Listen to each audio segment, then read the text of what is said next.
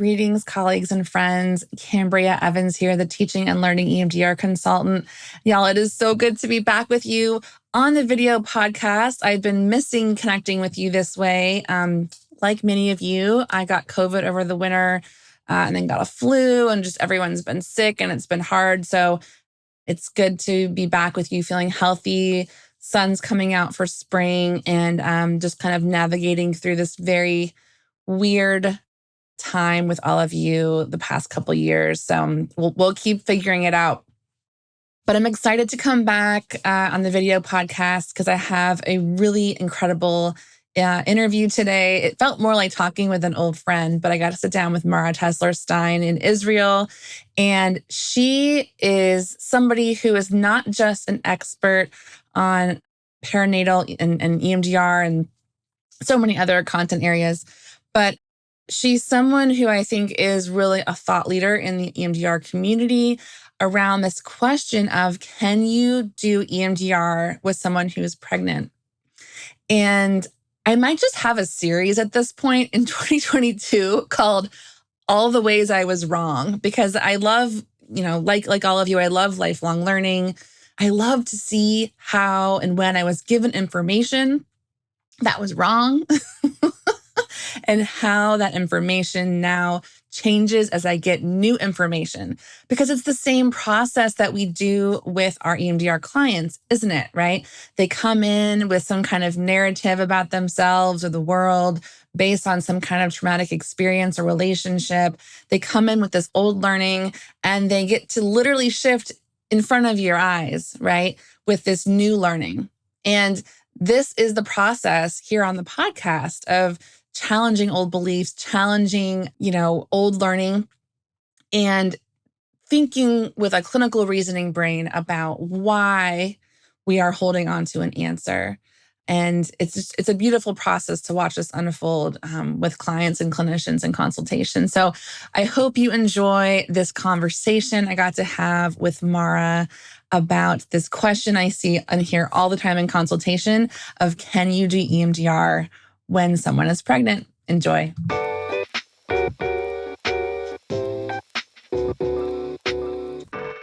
So today I am so excited and so honored to get to hang out with someone that we have all seen post great information on every EMDR Facebook group. She really is someone that I respect as a thought leader in EMDR, as a fellow twin mom, and somebody who I think is really on a mission to help us get clear about what is true and not true when it comes to EMDR and pregnancy. So I want to welcome to the podcast our third international guest coming from Israel. We have Mara Tesler-Stein joining us today. Thank you so much. It's such a pleasure. It's so great to meet you. I'm really excited to talk to you too. Me too. I feel like I know you. I've been watching you post in the Facebook groups, and I'm always just really impressed with your answer, because I get the sense that you have this value to help people understand not just the answer, but the why. So yes. I hope anyone listening today feels like they can come away with the why and that it feels like it's kind of dropped in for them. But before we dive into all the incredible content we're going to get to, do you want to let folks know kind of like who you are and what you're up to? Sure. Absolutely. So I am a clinical psychologist and a PMHC, which is a certification in perinatal mental health. I am based right now in the Judean Hills, just outside of Jerusalem, and also in Chicago. And I have been doing EMDR since 2003. Can I speak? I can't speak. Languages. It's nighttime where you are, by the way. It is. Yeah, you're doing great. It is. Anyway, I've been doing EMDR since 2003. And I've been interested in trauma for as long as I can remember. So even in my initial clinical training, and I'm trained initially as a child and adolescent psychologist, that's where I started. Okay. So I'm really a developmentalist at heart and an attachment-focused therapist at heart. Everything I do is relational. That's just how it is. And I really believe, and I know from my experience, that everything is better when you start with a relationship. And it's the cornerstone really of all good healthcare. Well, I hear you and I agree with you. And I feel it even just talking with you through the screen, like this is who you are. Yeah.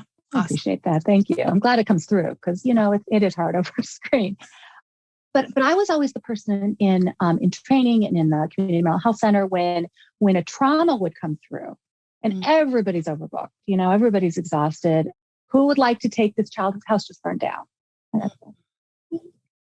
And this was before I was trained in EMDR and really was just getting an inkling of what EMDR was. In fact, we had somebody in Chicago, Harold Lipke, who was at the VA, who came and talked to us about it probably in 1991.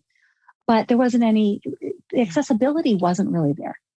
So when I embarked on my husband and I, on our journey to start a family, and it did not go the way we all imagined it will go, and went into infertility treatments and then ultimately became pregnant with my twins, and then went into preterm labor with my twins at 24 weeks of a 40-week pregnancy, and spent 6.5 weeks in the hospital, tilted backward in a bed on and off the most noxious medications you can imagine, trying to prevent the babies from being born too soon. And then they were born 10 weeks early. And then they spent 10 weeks in intensive care. Wow. So my world completely changed. Yes. I had already been interested in infancy and early childhood. I'd already been interested in attachment and parenting.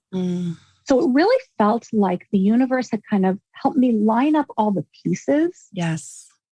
And then here was this experience. And really, I have to say that while the medical care was outstanding, the psychological support was really spotty. Yeah. And there's, when the psychological support, on bed rest, on a prolonged bed rest, and in newborn intensive care, and afterwards is, yeah, this must be so hard. And then that's like all they got. It really, parents feel like either there's something really wrong with me or you're missing something. Yes. So I really started on this journey that took me into a lot of really incredible places. And one of the things that started to happen as I got more and more engaged in the perinatal mental health world and had to be self-taught because there was virtually nothing out there. Really? There were a few books here and there was nothing for parents of preemies that was emotionally focused. Wow. Okay. Which is how I ended up co-writing a book for parents of preemies because there was nothing. And I was part of an online parents of preemies group and everyone was like, do it. Yes. So it took 7 years, but we did it. Amazing. But seeing clients come through who'd had all kinds of perinatal trauma and see that they would get better, but then they'd it felt like a cul-de-sac. It would just kind of keep circling. Yep. And so I thought to myself, well, EMDR sounds ridiculous, but perhaps I should get trained in it before I decide it's actually ridiculous. That's the path, isn't it? You hear about it and you're like, am I being punked right now? Is this Yeah. You really think is this the flavor of the month? What is this? So this is, 2002, 2003. So I went ahead and got trained. And I'm somebody who really believes, you need to get the rules down. You need to get it and really understand it. Yes. Before you're going to make modifications. So I read the EMDR listserv religiously. At that point, that was all there was. You could only get trained by the Institute. It was great training.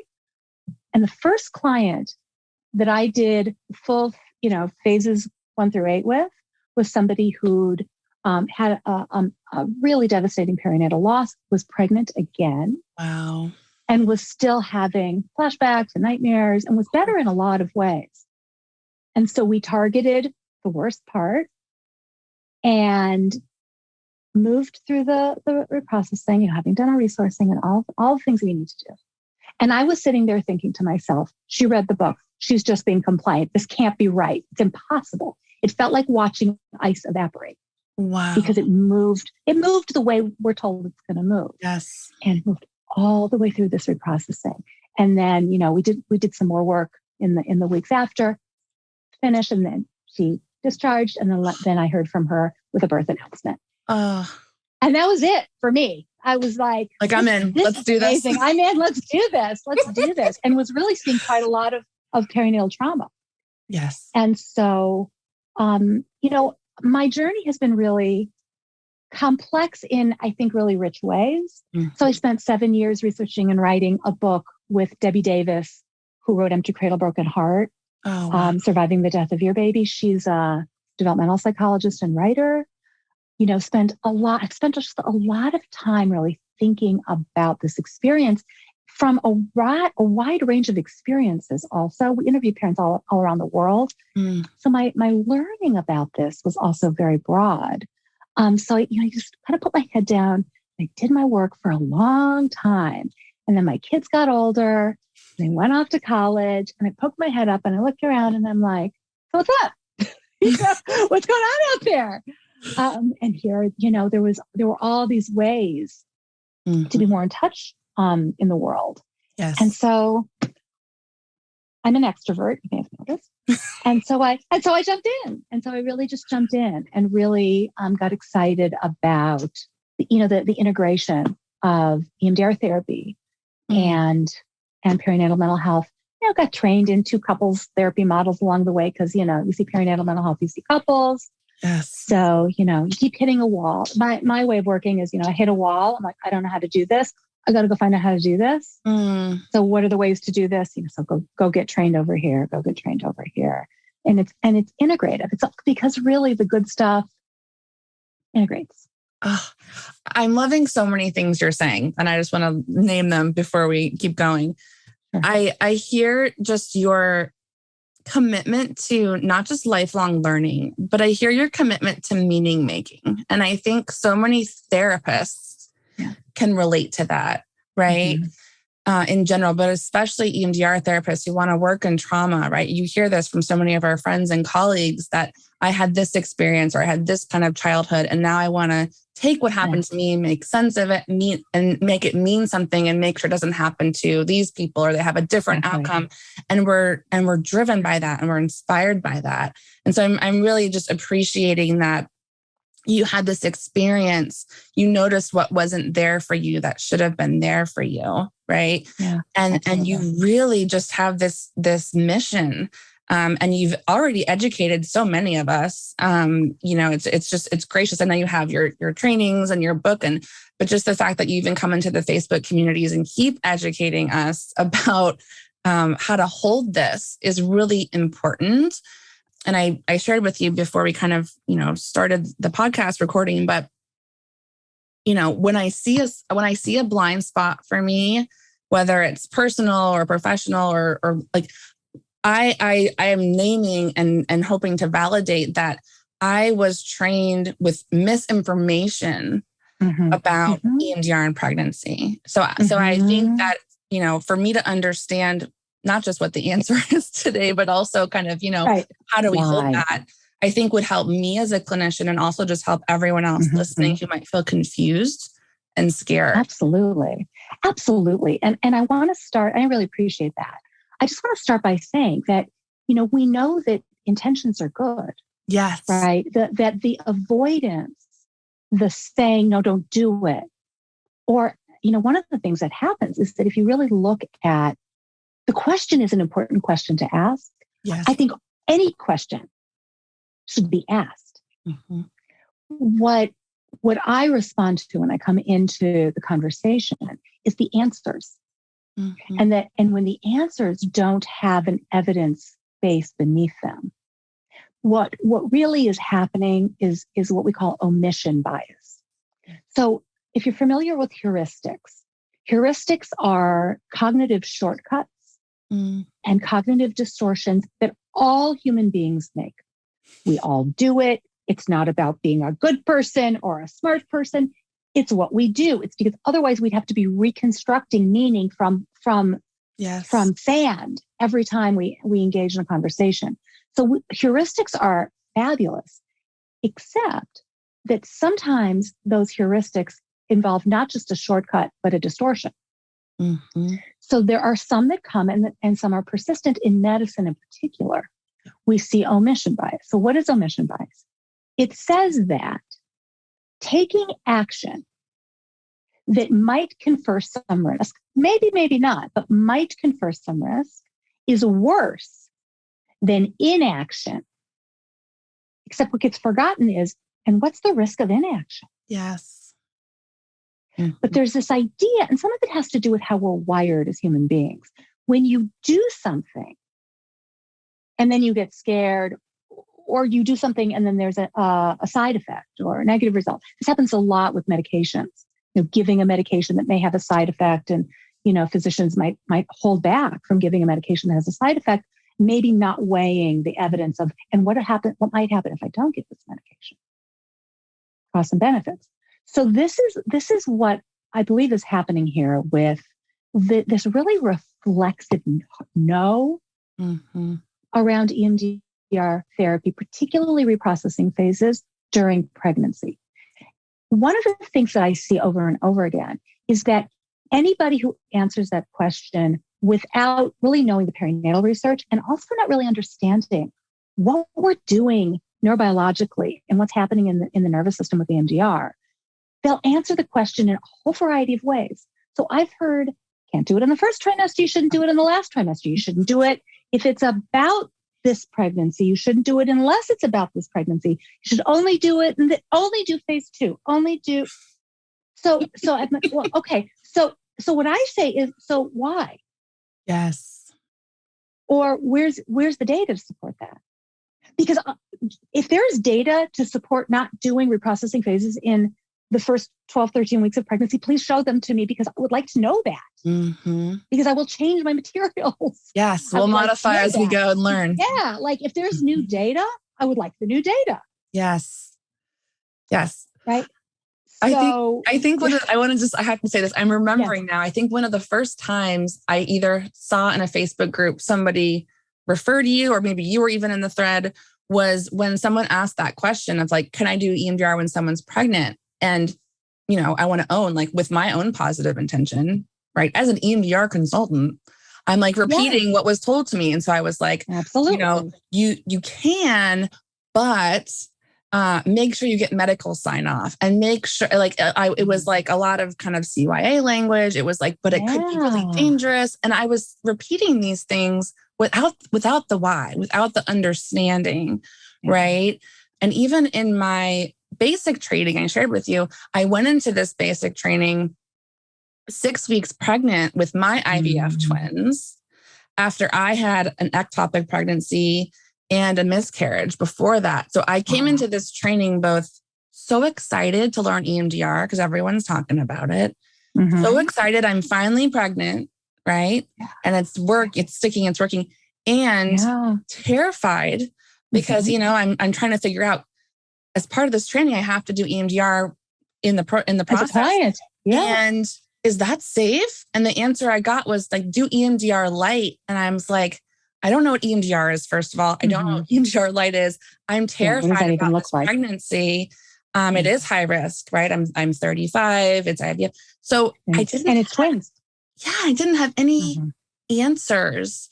And I kind of just went into the training and tried to kind of have some distance from my own processing, unfortunately. But I think a lot of us are told, like you said, these messages, and we just pass them down, right? We do.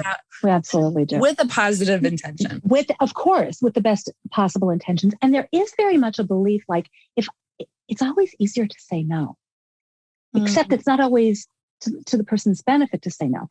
The belief that saying no, that not acting is more correct. Or like acting. Safer somehow, maybe? Yes. Safer is omission bias. It's omission bias. Yep. Because ultimately, here's the why. We have a mountain of evidence about the impact of untreated or inadequately treated anxiety, depression, and PTSD on the pregnancy. Not just the pregnant person. I mean, that's enough, right? This human being who happens to be pregnant. But beyond that, the impact on the pregnancy and the impact on the developing baby, not just temporary, but it persists throughout childhood. So, for example, we know that untreated depression, anxiety, PTSD, we see higher rates of preterm birth. We see intrauterine growth restriction. We see not as good vagal tone in the developing baby. We see just low birth weight. And then at birth, and so that, I mean, there's a very long list actually, but, and then at birth, what we see in the neonate is higher rates of what they call hard crying. So that sort of tense, arching, hard to soothe kind of crying. Wow. We see these kids who are less regulated or less able to be co-regulated, because you're not born able to self-regulate. You've got to start off with co-regulation, and that's how you learn to self-regulate. Nervous system learns. And so we see higher rates of things, of just behavior problems, ADHD, cognitive impairment, like real impact from not acting. We also know that EMDR therapy is pro-parasympathetic nervous system. Yes.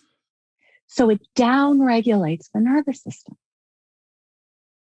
So even though there are these peaks, first of all, that's happening anyway for most people who are coming in for therapy. Yeah, they're getting triggered all the time. It's not like people aren't triggered. It's not like people aren't crying. It's not like people aren't upset. It's happening. The kind of stress, so let me sort of turn, because this is really a three-dimensional conversation. So this is already happening. So what I say to people is the thing that you're afraid of inducing by doing EMDR reprocessing is actually already happening. Yes. To your clients. Because when you leave them in a state of what we would call toxic stress, untreated anxiety, depression, PTSD is toxic stress. Not all stress is bad. Some stress is adaptive. And in fact, the developing baby needs exposure to some stress because it entrains the nervous system. That's how the nervous system develops shock absorbers. Makes sense. So we know, for example, and there's some research on what happens in terms of stress around amniocentesis. That's stressful, right? Lots of things that happen during the course of a pregnancy are stressful, including getting born. Getting born is stressful by design. So especially when a baby comes through the birth canal, it squeezes amniotic fluid out of the lungs, and the stress switches fetal circulation to newborn circulation. You need the stress. It's adaptive stress. Wow. Not all stress is bad. It's so purposeful. And as somebody who spent 6.5 weeks on bed rest in the hospital in preterm labor, I will tell you, steroid shots, in my case, shots, multiple shots. They don't do shots anymore. They do one set of shots. Steroid shots are given very commonly when there's a risk of very preterm birth. Yeah. Why? Because it stresses the baby and it accelerates the development. People think, it accelerates lung development. It does. It also accelerates all organ development. Wow. Because it's stress. So there are times when purposeful stress is intended. Now, EMDR therapy, I would not say is actually an example of inducing purposeful stress. I would actually say stress is actually continuous in somebody who's suffering. Yes. Somebody who's coming in, they're already suffering. And yes, very often phase 2 work is magical in and of itself. Absolutely. And we always I always tell my students, you start EMDR with phase 1. Like phases 1 and 2, right? Yes. So it's not like you're going to jump in feet first in phase 3 and start your processing. You're doing the prep work because you got to know what's there. Yes. You got to know what's there in terms of adaptive information, what's the maladaptive or linked information. You need to know that stuff. So we're going to do that work, but we also know that there are lots of times when what's going to bring the real relief is the reprocessing. I have to pause this conversation, Mara, because I think I'm noticing the dimensions with you that we're not just talking about pregnancy and EMDR. We're talking about, I think, even a bigger fear that clinicians hold of, I'm afraid to go into phase 4 because I don't want to hurt someone. What if they have an abreaction or leave that window of tolerance? And so I'm appreciating this conversation from that perspective and also kind of the pregnancy and EMDR perspective at the same time. Yeah, no, I thanks for saying that, because I also see that a lot in training and consultation, where there's a real fear that this is going to do harm. And I have really started to wonder kind of when people are leaving training, what the beliefs are about what we're doing to the nervous system with EMDR therapy. Like it concerns me. Yeah. That people think, I mean, we know that EMDR reprocessing, that all of EMDR therapy is powerful. Yes. And I wonder if there is this implicit linkage of powerful with dangerous. I think that's right. And so again, when people are practicing under our protocol, and I must say, I'm not a protocol sort. That is not my style, which is one of the reasons why I avoided getting trained in EMDR almost 20 years ago. But our protocol is a framework. Yeah. And it works, and it gives us also tremendous flexibility within the framework. I just want to say that. Oh yeah. Well, even Francine wrote, right, that the framework of EMDR is meant to be flexible. Like it's meant to help us think about how to work. Absolutely. Yeah. And we need to think about how to work. But I find standard protocol is, 90+% of the time we're using standard protocol. Yep. And then sometimes some modifications, but we don't need protocol for everything. We need to know how to conceptualize. That's a little bit of a tangent. You're speaking my language, Mara. Yes, that's right. Kind of conversation. But really, ultimately, the fear that this method is going to do harm to people, really, I see people avoiding. I also see people avoiding starting reprocessing. And I also think that it has something to do with whether people are doing a solid phase 2.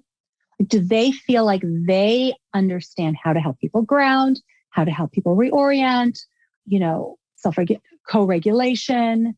There's all kinds of resources that we can pull in, attachment figures, all the things. Yes. And the relationship, the therapy relationship. That's right. That's right. Okay. How many times have people sat in a room with talk therapy and the client has gotten very upset? You've got skills. So I love what you're saying, because I think what I want people to hear is that we're talking about the clinician's relationship with the power of EMDR. Oh, I love how you said that. Right? We're talking about our relationship and our comfort level with the power that we have. And obviously that's going to be, our own fear is going to be informed by potential misinformation from different trainings. And, people like me who last year was giving people information that was given to me without understanding the why, right? Yeah. But also so much is going to be informed by our own history of how we are in relationship with powerful anything, right? Absolutely. And I will add to that, probably the journey that one takes and the models that we're attracted to serve to help us self-regulate. So I will share that when the first training, couples therapy training track that I took and completed was the Gottman model, cool. Which is a fantastic model. It's very, very cognitive. I am a self-psychologist, just to be clear. Okay? I'm a relational, developmental, attachment-focused therapist. But oh my God, those couples in my office scared the daylight out of me. And I needed something that was going to say, I'm going to interrupt you right now. And that's what you did, right? By the time I sent my tapes off for certification, I was signed up for EFT training, which is emotion-focused couples therapy, which is all about attachment. And I can remember sitting in the first phase of training, watching video when somebody is flooding, and I was sitting there like, why aren't you interrupting? You got to interrupt. But it's, again, you gain the comfort, and I'm comfortable with emotion. I was very comfortable with intense emotion, certainly with individuals. I saw kids, that I'm not comfortable with emotion, but with couples, because it can escalate so fast. It's like conflagration can happen very quickly. That's right. With some couples. So I wanted, give me that, that very structured approach. And then with time and with experience and with consultation and all the things, I found like this is great if couples are securely attached. It doesn't work so well if couples aren't securely attached. Got to do other things. Yeah. So I wonder also if people coming into EMDR, where the models that they're comfortable operating out of say, oh, emotion needs to be contained. Thank you for saying that. I think that really beautifully summarizes a lot of the fear people have, right? With not just using EMDR and keeping, like I had a consultee say to me, and I know you've heard this, right? Well, I want to make sure they stay in their window of tolerance, right? Instead of kind of like, how do we just kind of notice if we're on the edge? And if we pop out, like that's not a bad thing. And also crying, getting upset does not mean you're out of your window of tolerance. Right. But again, it's right. It's our relationship. I might be, as the clinician, be out of my window of tolerance. Like, whose window of tolerance are we looking at here? And by the way, we have to take care of ourselves. I mean, we have to be providing support for clinicians as well, because we're working with trauma. Stuff is intense. I mean, I'm stating the obvious here. Especially now. Yep. Especially now. And I will add, in perinatal mental health, especially, it is not us and them. It is all us. Mm-hmm.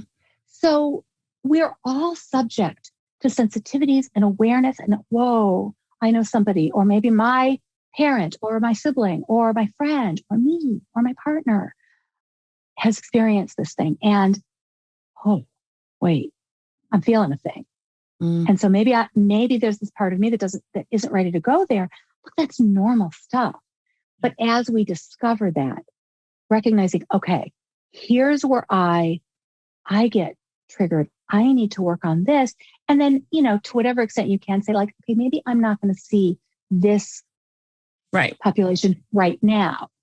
Like for me, I can't, and I am very aware of this. I know that I cannot tolerate seeing trauma in kids who are my kids' ages. I had to stop working with littles when I had my twins. They're 5 now because it was too close. And I had to accept that and say, that's okay, because that's clinically responsible of me. Yeah, well, because I knew that I would be that. I got a referral when my son was about 2. My daughters were about, so they would have been about 5, about your twins' ages. And it was a terrible death of a 2-year-old in an accident in the home. It was a home accident. And I didn't even have to think. It was, nope. Mm-mm. And I was brand new private practitioner. I was like, absolutely not. Yep. And I know it. And now that my kids are, in their early 20s, I'm very aware when I hear about traumas or something happens in a community I'm living in, and I'm thinking they're going to call me, and I'm like, I can't do it. Yes, I can't do it. And I've done, and I just know that for me, the vulnerability around that it's just intense. And I can do a lot of EMDR, and I have, and I can also say, I don't want to. And that permission is something I hope people can hear as well, right? I hope so too. Across so many different content areas. This is, I love that we're having this conversation and we're doing it within this clinical reasoning framework that allows us to really look at other content areas related to our work with EMDR. I think that's just such a cool flow of the discussion. Yeah. And I think, we've talked about kind of like what people think when it comes to pregnancy and EMDR. We've talked about, kind of what people are getting wrong, what I've gotten wrong, why people are feeling scared. Mm-hmm. And I guess my question now is, if someone's listening to this or someone's having a client come in who's pregnant and they're noticing their relationship with this powerful modality and they're noticing their fear, what do you recommend happens next? Like if you had to walk someone through the process of, okay, now what do I do besides posting in a Facebook group? Like, what's that process?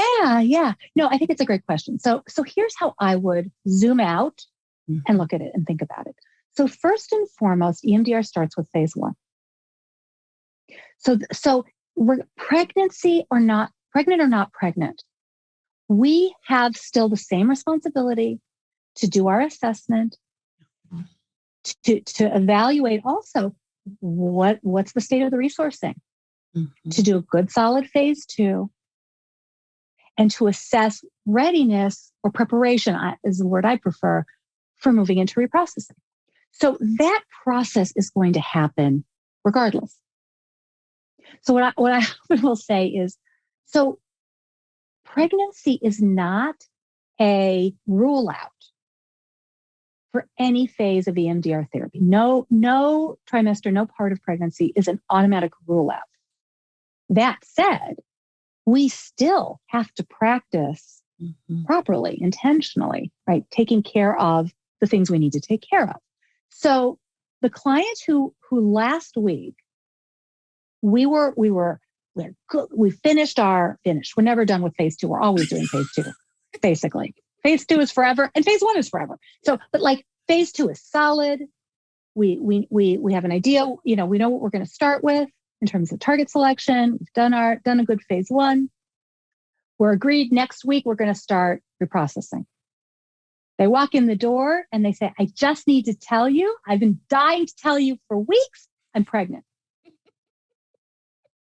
I'm laughing because this has happened to me all the time. Yeah. And I'm not good. I feel good. I had some nausea, but now I'm in, 15 weeks. I'm great. That client who was adequately prepared last week for EMDR is no less prepared today, right. Because now I know they're pregnant. Mm-hmm. That's right. Okay. Now, the client with complex trauma or just a lot of stuff that's happening, who's needing a lot of phase 2 work, who comes in and says they're pregnant, that does not mean we now jump into reprocessing. We still do our phase 2 work because that's what the client is needing in terms of their EMDR journey. Like that's where we're at. When the time comes, when the preparation is where it needs to be, then you look at moving into reprocessing. Beautiful. I love what I'm hearing, and I want folks to hear is pregnancy is not a rule out. Exactly. Right. Exactly. And so I think that's just the one thing people I see just getting wrong. And so if nothing else, I hope people take that away with them today.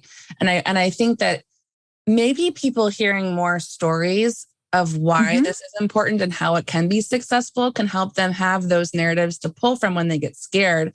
Like I was working with a client without being too identifying too much, but basically we were working together when she just got pregnant virtually and working basically now she's about to have her baby, but her first pregnancy didn't go well after. And so we were processing all of that while she was pregnant with her second one. And I have to tell you, like, we just graduated her and she's all, sitting here with this belly and she's like, I'm so glad we did this because I already can feel my body's different. Yes. And I can already feel the sense of like, when this baby is born, it's not going to be what it was before. Exactly. And this work is primary prevention. This is critically important for the pregnant person, birthing person, for this baby or babies. It sets them up for a better postpartum, for better development, for better attunement. Yes. And attachment. There's just so much benefit to doing this. Yes. Right. So I'm reminded as we're talking about the fears people have, I just want to say sometimes what I will hear from people also are things like, but what if it's a high risk pregnancy? And my response to that is, what kind of high risk? Yes. Because not all high risk pregnancy is the same. It doesn't mean anything on its face. So you and I had high risk pregnancies because we were pregnant with twins. And I was geriatric. Oh yeah, right. Well, I'll tell you later how they get to that number. Why 35 is suddenly you're old. That is a different physiologic situation. It's a different hormonal. What's going on in the HPA axis is entirely different. It's neurobiologically different than somebody with preeclampsia turning into HELP syndrome in a darkened room in the hospital where you don't breathe too loud because they could have a stroke. So like we will use our common sense here, right? This is but Mara, you said that EMDR, that pregnancy isn't a rule out. Yeah, that HELP syndrome, maybe HELP syndrome, we could say we're thinking, think about why, right? What are we saying here? Now, a client might benefit if they know how to do the butterfly tap. They might benefit from self-administered or loving hands administering soft, soothing, slow tapping. But that's a game time decision, I would say. You are so knowledgeable. I appreciate you explaining this to us. I'm learning as you're speaking.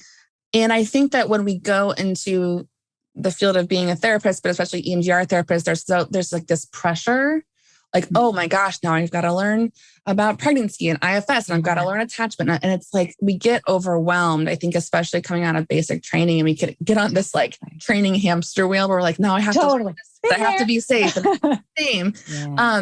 My question to you is, what is your advice for people who, let's say they're coming out of basic, or maybe they're just getting certified, who feel like they understand EMDR, but they aren't expert or specialized like you are? What would be your advice for them? Is it just always best to get consultation about these cases? You're talking about if they're getting into, because EMDR in pregnancy is like one slice of talking about EMDR in EMDR and perinatal mental health, which is vast and deep and amazing.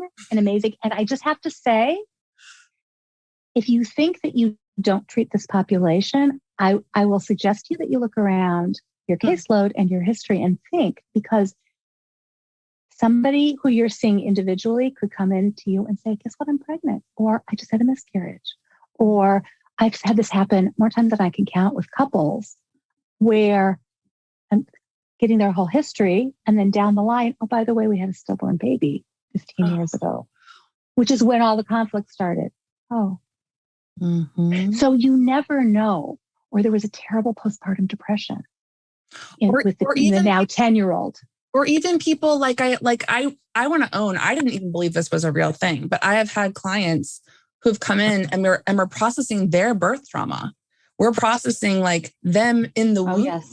And I wasn't able to believe that till I'm seeing it real for them and shifting. Well, the body remembers. The body doesn't lie. So what gets experienced by the body is going to be held in the body. So it's all pre-verbal. Yep. So whatever is getting accessed, if we're seeing activation, right? And then we're starting to see movement. We're seeing movement.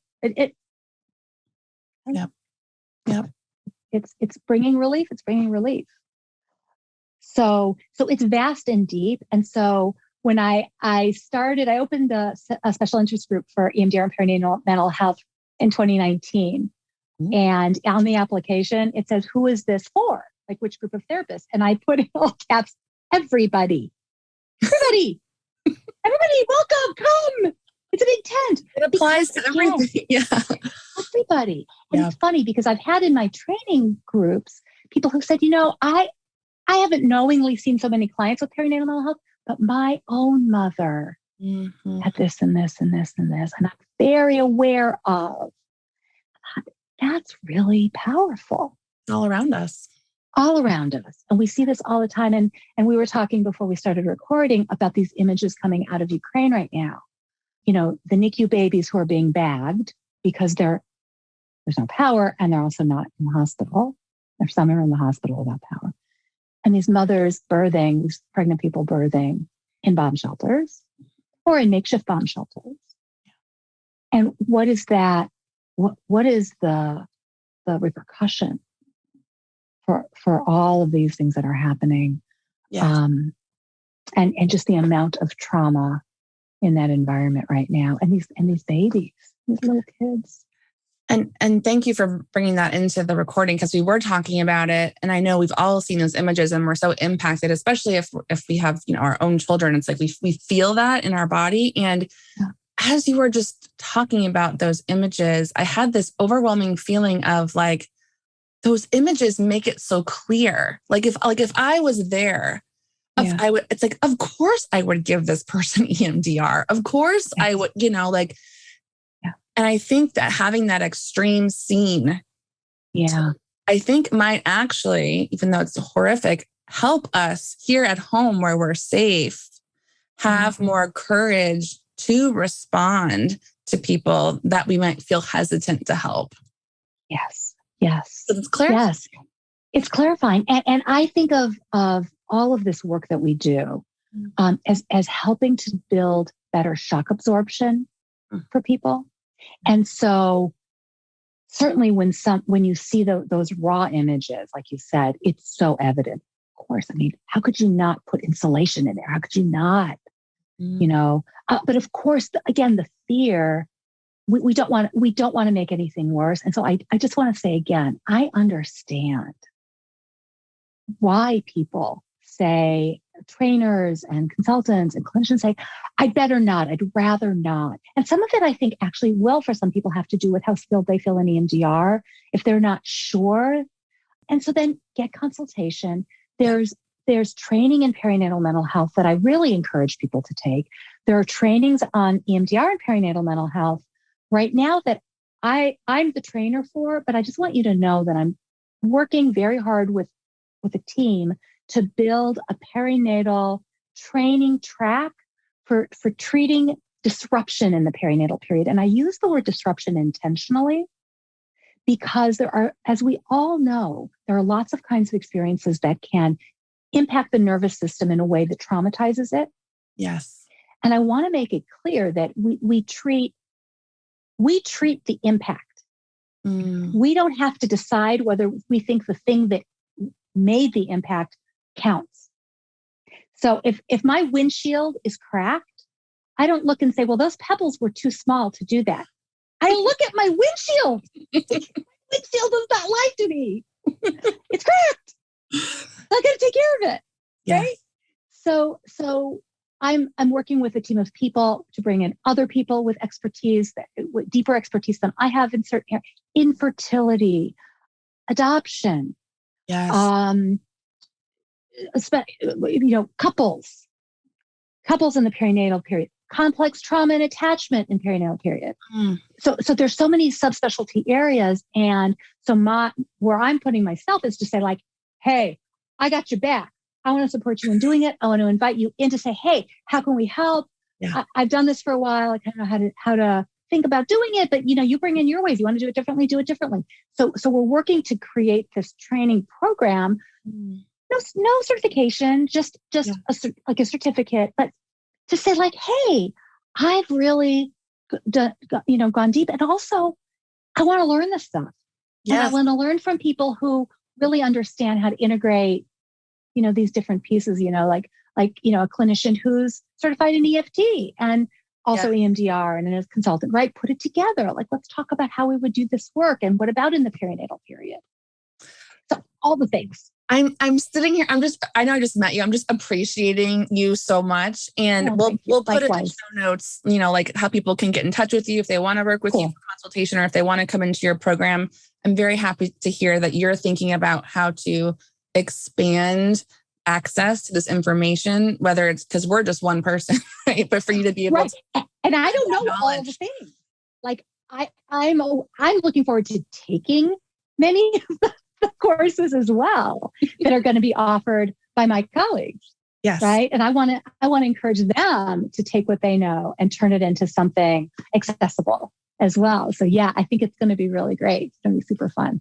I love the legacy that you're creating. I love that you're thinking, I love that you took something that happened to you, that you made meaning of it. You turned it into your life's work because you can see how important it is and how connected it is to everything. I love that you're already thinking about how to make that accessible to lots and lots of people who obviously, myself included, need to learn more about this. And I love the permission and clarity you offered today for people about maybe things we're hearing that aren't accurate or informed or missing the why. Yeah. And I want to ask a question before we end today. I love having consultees or colleagues around me who do what you did, right? Which is to see that there's this thing happening. We don't fully know about it yet, or no one's talking about this in the way they should be yet. Let's bring it to the platform and let's talk about it and learn about it together because it's important. And so that makes us a leader, right? In the EMDR field, that makes you a thought leader. It makes you a clinical leader. And so if there are people listening to this who are noticing in their own work or their own personal lives a content area that doesn't feel like it's getting the right amount of attention or consideration, do you have any advice for people that are having that experience that you had however many years ago? Yeah. To how to get that mobilized? Yeah, I do. So the first thing is look for your people, people who understand, to get support for yourself. My journey started with my own support for myself as a parent of preemies. And from there, the person I am as a clinician and a therapist, and the person I am as a parent and mom to preemies started to move closer together and interconnect. Ask for advice from people whose work you want to emulate. That's how I met Debbie Davis. I found her book and I read it and I was like, this is it. It's not flinching. It's interviewing parents. It's incredible. And through a whole series of events that were like, oh my God, how did this actually happen? I called her and I said, how did you get a publisher to publish this? Yeah. Because it's so intense. And we've talked. So we're now doing we wrote 2 books together. We've done 1 million conferences together. We wrote a book chapter together. And now we're doing another workshop together in May on perinatal bereavement. We're still 25 years later. You found your person. I found what, but I wasn't looking to see if I could collaborate with her. I was like, what can you share about your experience? Can you give me advice about how to do it? And then once you start to do the work and share what you know, this is really important. And Debbie and I found this all the way through our writing of the book. We wrote content and gave it away. Yes. Be generous. Yes. Just be generous. Nobody is going to do what you do the way that you do it. And so even when there are other people talking about a topic and maybe you don't love the way they're talking about it or you have something to add, it's okay because people are talking about it. You join the conversation with generosity, with curiosity, and then all boats rise. Right? Yes. So we give it away and you value yourself. Yes. So it's this balance and find your people and have a group of people you're like, what do you think? It's not like there's a single, this is it and how you do it. There's always wiggle room about, listen, I think I should get paid for this versus I can give this away. Yes. We all do this. We all struggle around this. But if you can find your people, whether they're in terms of how you think about things or also content specific, but all of it, find your people, find your mentors, start to talk about what you love. If you do what you love, all things will come because you're going to learn what you love and you're going to realize what you need to learn, but also what you can share. It all starts to become clearer when you're in relationship with people. You can't do it alone inside your head. I guess that's what I'm trying to get to. You can't do it all that talking. You can't do it alone inside your head. We need each other. Yes. We need each other. Well, and I think what I can feel through the screen from you is that, you're kind of blending this personal part and this professional part. And I think there is something very powerful that happens when you have that integration in yourself and you just have this space to be authentic and use your voice to say hey, this is going on. Let's be curious about it in the framework that I'm coming from. So I appreciate that. I'm excited to be in the EMDR community. I'm excited to see all of this just explosion of ideas and different content areas. And it's just a clinically fascinating place to get to work and be a part of. And I'm, again, so grateful to all of your generosity with your information for us in our Facebook groups and talking with me here today. My pleasure. And, I really also appreciate and admire all that you're doing in the same way. And it's so great to talk. Great to talk with you. Such great questions. Great. Well, we would love to have you love to have you back on. Maybe we can do a follow-up and see if folks have any questions. Maybe we can do a little Q&A. Yeah, absolutely. Always happy to do that. Thank you so much.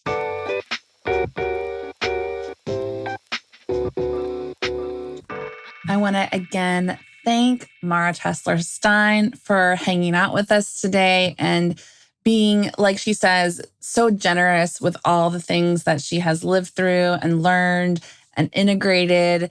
It really is a beautiful legacy as a teacher and thought leader to leave a wealth of information and to give learners a relationship with that content. And Mara has a gift for that, which I deeply respect. So thank you so much, Mara, for hanging out with me and meeting me virtually. And I hope this has been helpful for all of you who are watching or listening.